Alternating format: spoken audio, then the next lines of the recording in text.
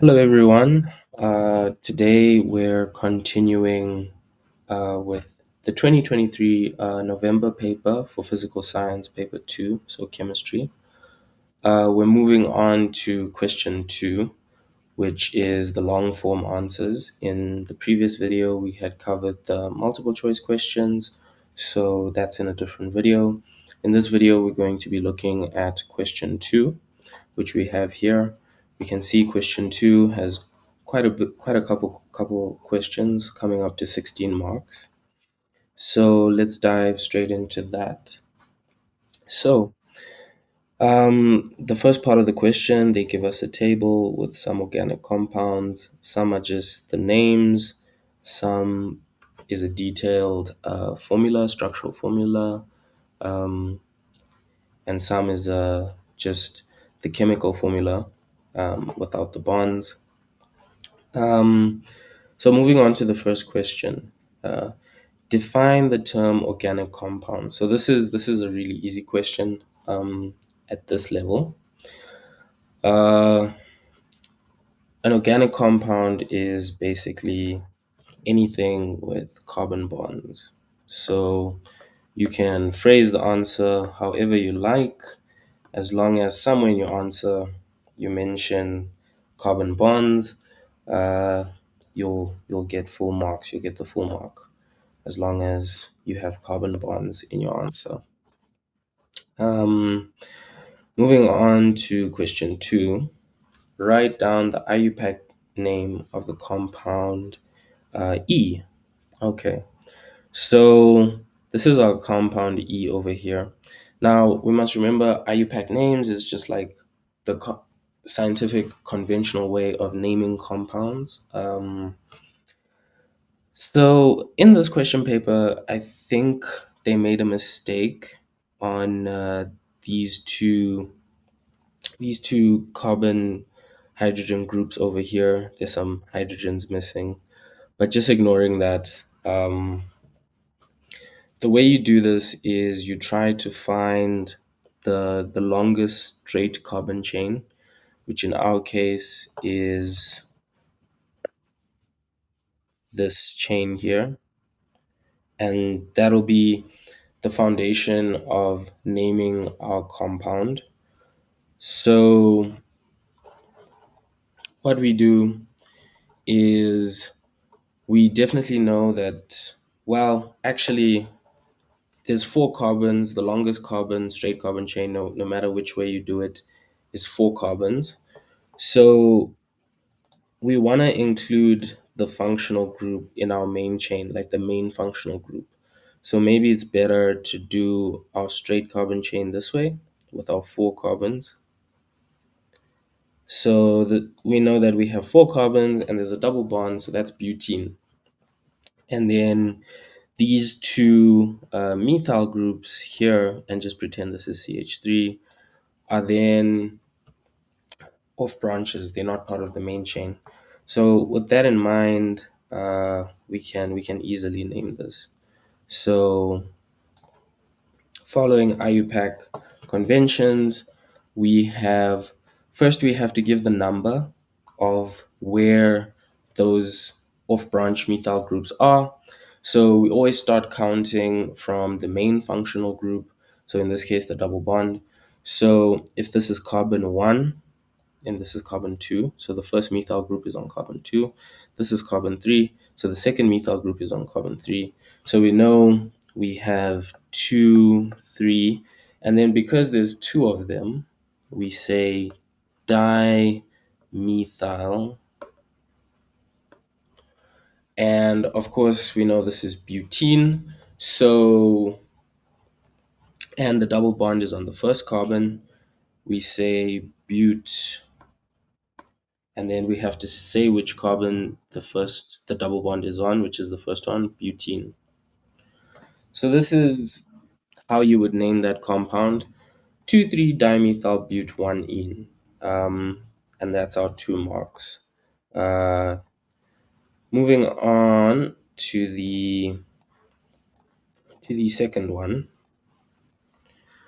compound H. So compound H is a lot more straightforward. we can see that our main carbon chain consists of 4 carbons once again. Um, but of course, in this case, we have just a double bond oxygen, and we know if this is in the middle of a group, this makes a ketone. So this compound is a ketone, and we know the convention of naming a ketone. You just say ONE at the end of the name, so it's butanon. So you both are acceptable. You can say, well, the functional group is on the second carbon. You always give it the lowest number, so you wouldn't say the third. You'd say the second. So you could say it's but or buta dash 2 on to say that the ketone group is on the second carbon in our chain, or you could just call it butanon.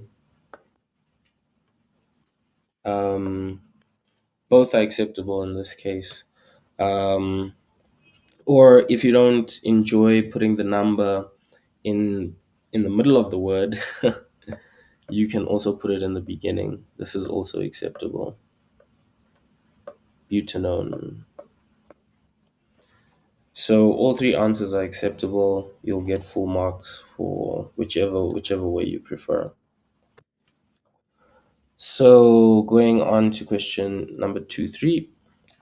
So write down the structural formula of compound B. Okay, so we have compound B here. So they basically want us to draw the structure showing all the bonds. Now for this one, um, what we have to do is first unpack what's in the brackets. So let's start with the methyl group here. So CH3. So CH3. I won't put the hydrogens in for right now. I'll just draw the carbon backbone. And then we have these CH2 groups, and we have three of them. So there's another 3 carbons. So 1, 2, 3. And then this is bonded to a carbon, and then bonded to um, double bond oxygen, single bond to a methoxy group. So we know that when we see this sort of thing here, this is an ester. Okay. So what we have another carbon, double bond oxygen, single bond oxygen, and then the last CH3 group. And then you can populate the hydrogens. I won't draw it in, so it does take some time. But that's basically how you would break this down. So just to recap here, what you need to know is how to unpack the brackets. And when you see this COOCH3, you need to recognize that's an ester, and then realize that it has to be represented this way. But yes, that is the structural formula for compound B. Next, they want the structural formula for compound C. So compound C, okay, compound C has a bit more to unpack. So let's see. 4-ethyl, 3, 3-difluorohexane.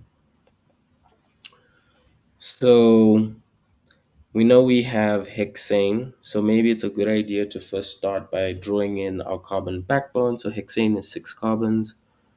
So let's just draw in our 6 carbons. 1, 2, 3, 4, 5, 6.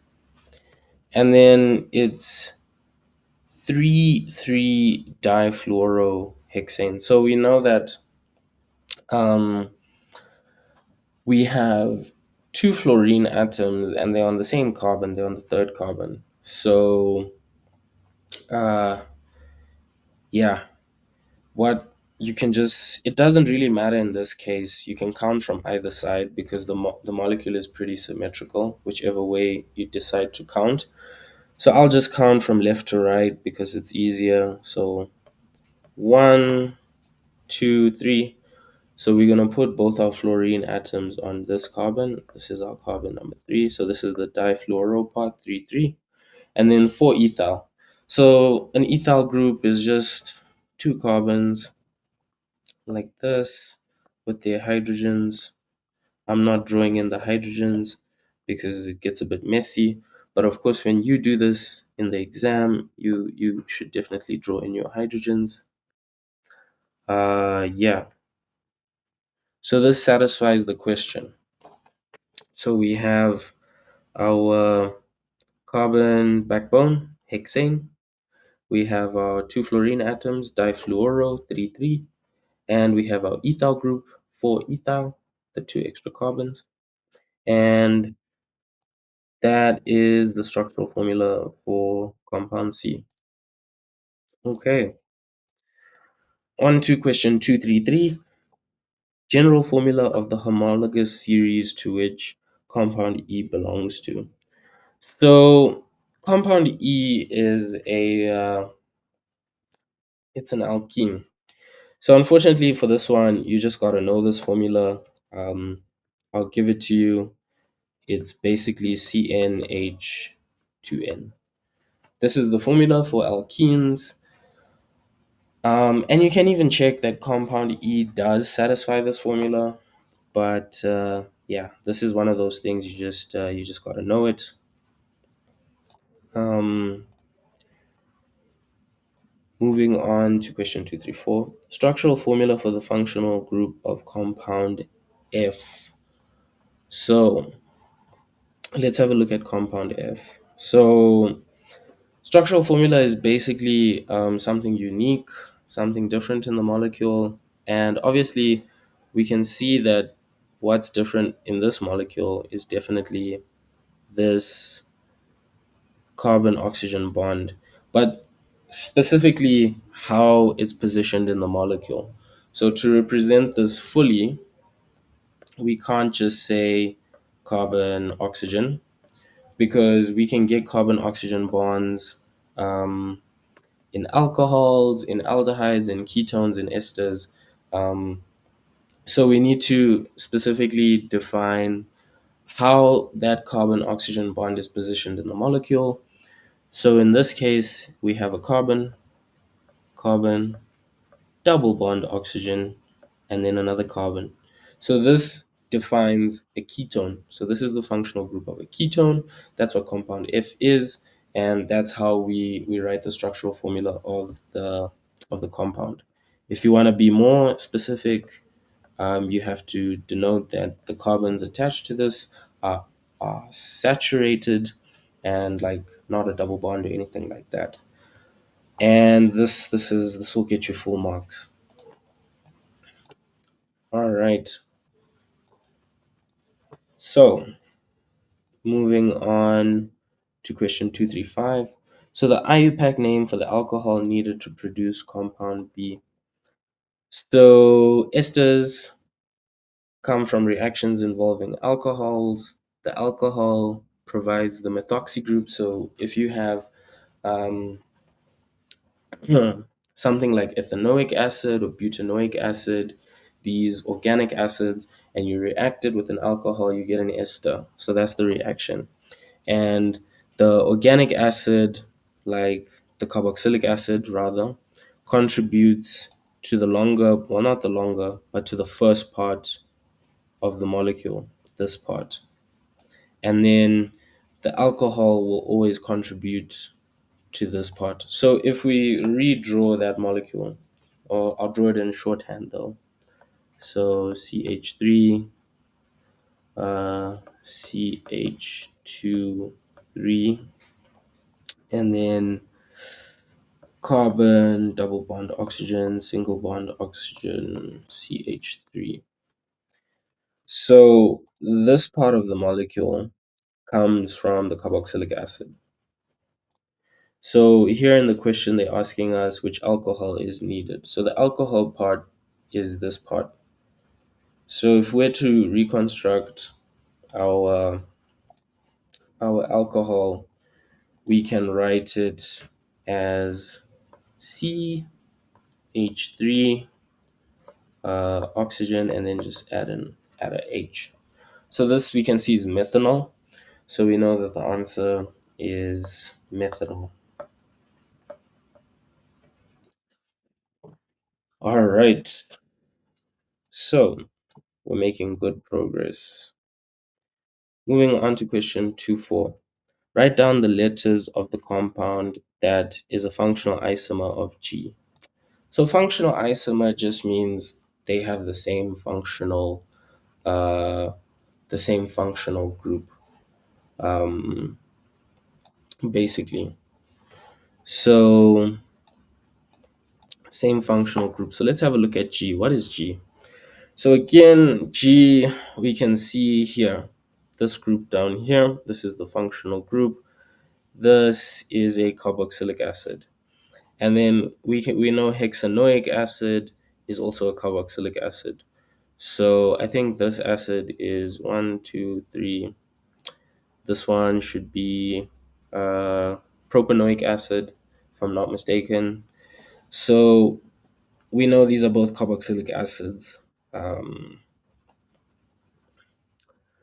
so you just from that, we know that the functional isomer of G is definitely D. All right. So definitely D. Okay. Are chain isomers of each other. So chain isomers just basically mean they have the same number of carbons. Um, sorry, did I say D? Uh, yeah, yeah, hexanoic acid. So chain isomers basically mean that they have the same number of carbons. So you just have to count one, two, three, four, five, six. G has six, and if we go through any of the other molecules, which ones have six with the same number of oxygen atoms as well?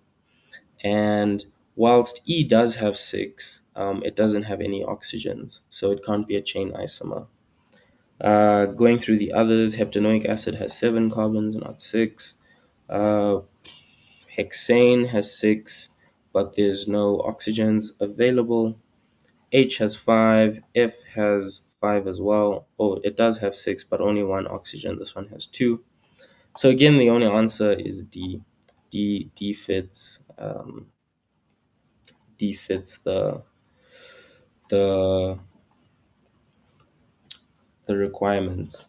Um, Going back to 241, I just realized that the answer is not D because a functional isomer, it doesn't mean it has the exact same functional group. It just means that the functional groups have the same atoms just arranged differently. The answer should be B because if we break it down, so is the functional group of B is a carbon double bonded to oxygen, single bonded to oxygen, and then CH3. Okay. And the functional group of this is carbon, double bonded oxygen, single bonded OH. Um, these are functional groups of each other. The only difference is the CH3. So in G, the CH3 group is part of the main chain, so it's on the other side of the functional group. That's why they're functional group isomers. So if you took all the atoms in the molecules and rearranged them, you could get either molecule. They have the same number of atoms. So that's what an isomer is. An isomer is not just having the same functional group. So the answer for 241 should actually be B, compound B.